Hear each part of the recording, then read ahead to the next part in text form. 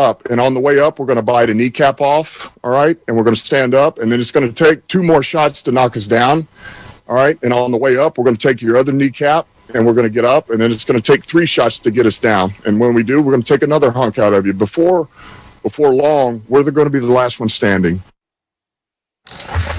Okay. Max, Campbell was a member of the Lions team that went 0-16, so he does have that familiarity. Yes, but the opponents didn't have any kneecaps. Tell me this. Fair. Yeah.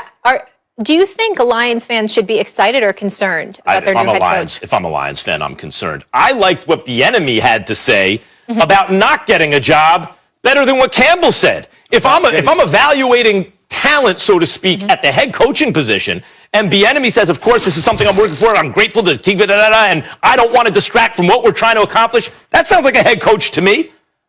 We're going to bite off their knee. I see what Campbell thinks he's trying to get across.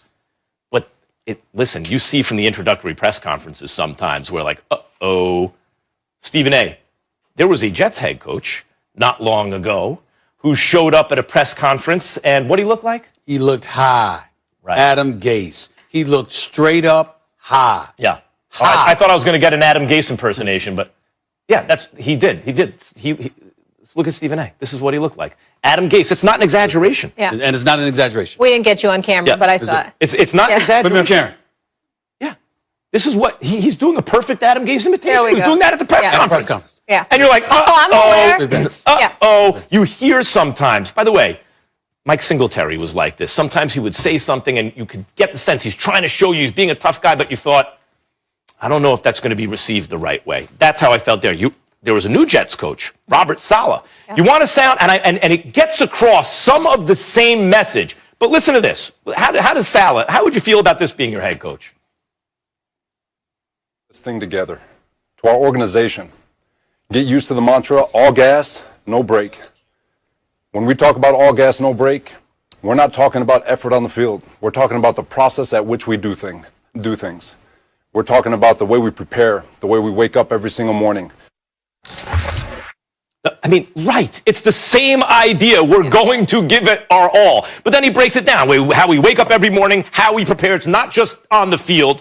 And at night, when you go to bed at night, you have to know you got better that day. Mm-hmm. Okay, that's a head coach. Right away you go, I could see why he's a head coach. No, it's and the Bieniemy sound also from earlier. I like Bieniemy's talking about his disappointment in not getting a job. He sounds more like a head coach than Campbell sounded at his introductory press conference. Dan Campbell played 3 years for the Detroit Lions, 2006, 2007, 2008.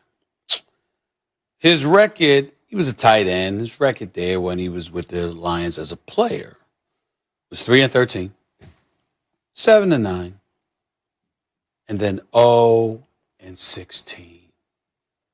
That amounts, if my math is correct, Max Kellerman, that amounts to about a 10-38 record in 3 years. That is your resume with the Detroit Lions as a player. And that is how you show up at the press conference? First of all, a legitimate argument could have been made he should have been fined on the spot in his press conference. I mean, you're talking about biting kneecaps and stuff like that. Last time I checked, I mean, it's a metaphor.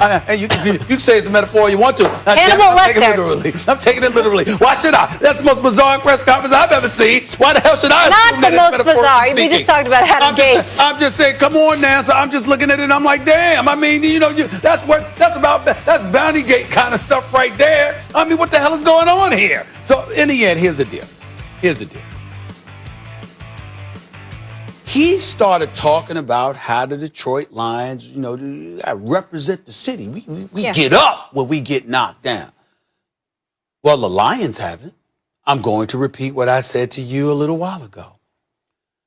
The Detroit Lions, ladies and gentlemen, has won one playoff game in 63 years. I'm 53, Max. They've won one playoff game in 63 years.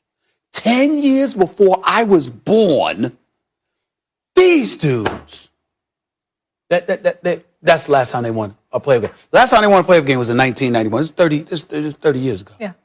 This is just some pathetic It's stuff. the most overlooked record of futility in sports. Guys, let me play devil's advocate for a second. He was trying to embody the city, saying the city of Detroit is a resilient city. No, but the problem is we know the team hasn't actually overcome the adversity, but the city itself and how hard it's been hit. Take the metaphor of biting the kneecap. What apparently you'd think he's trying to get across is, if we get knocked down, we're going to do whatever it takes to take a piece out of you. We're going to keep getting up. Okay. But the metaphor immediately goes to like something dirty. Something we're willing to. Okay.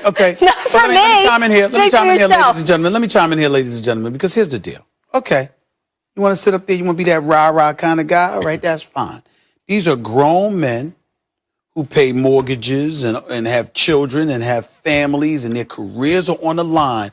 And somehow when they put on a Lions uniform, they've managed one playoff win in 63 years. One in the last 30 years. Last playoff win was 30 years ago. And the other playoff victory was 30 years before that. So here's my point. The only thing he's got going for him is that it's been 30 years. Because it seems like every 30 years you might win a playoff game. That's the only thing he's got going for him. What's he supposed to say? It's so depressing. He tried to overcome it, make up for it. Matt showed you what he's supposed to say. You talk about Salah, what he said at the Jets introductory press conference. This press conference was kind of embarrassing. Now, I will tell you that, again, I'm not rooting against him. And I respect the fact that, he's a big dude, clearly getting people's faces. He ain't going to be scared to do all of that. But that doesn't amount to anything. You got a lot of cats in the NFL that come up in there and they hold dudes accountable, and they're about making sure that you go all out. You know what? You give it all you've got. That does not make for a successful. You got to actually know what the hell you're doing. And what's the resume that he has that tells you that he knows what he's doing to warrant being the head coach That's of the franchise? That's more concerning to me than there the is kneecap no resume. stuff. Yeah. There is no resume. Good luck. It also points out what a lot of owners apparently are, or some owners at least, are impressed by, like tough guy talk that in fact misses the point.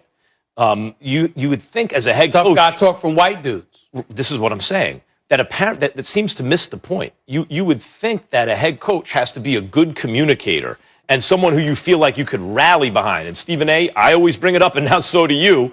The Tomlin press conference, run the ball, stop the run. Tomlin sounded like he meant business, and he was talking football, and it was inspirational. Saleh sounded like he meant business, but he has a plan, and he knows how to communicate it in a way that makes people want to follow. Campbell sounds like, I want guys to, like, we're going to hit hard times, but we're going to be tough about it. A bigger point to make. Tony Dungy is the first African-American coach to win a Super Bowl championship. Mm-hmm. Remember how many years it took Tony Dungy to get the job. Yeah. Okay, remember that, first in Tampa and then ultimately in Indianapolis. When you talk to the great Tony Dungy, he would educate you about how it's been told to him that he was a bit too calm. He wasn't the kind of person that'd curse people out, get in their face and all of this other stuff, and it was turned off. So the very thing that we're lamenting about how black coaches are held back and how white coaches are ascended, that stuff was going on in the 70s, the 80s, the 90s, and here we are in the year 2021, and it's still the same stuff. But we're talking about progress. We're listening. We want to hear you. You're full of it. You're full of it. And this is the latest example of why you're full of it. That's such a mic drop. Let's go to break. We're going to talk a little NBA after this.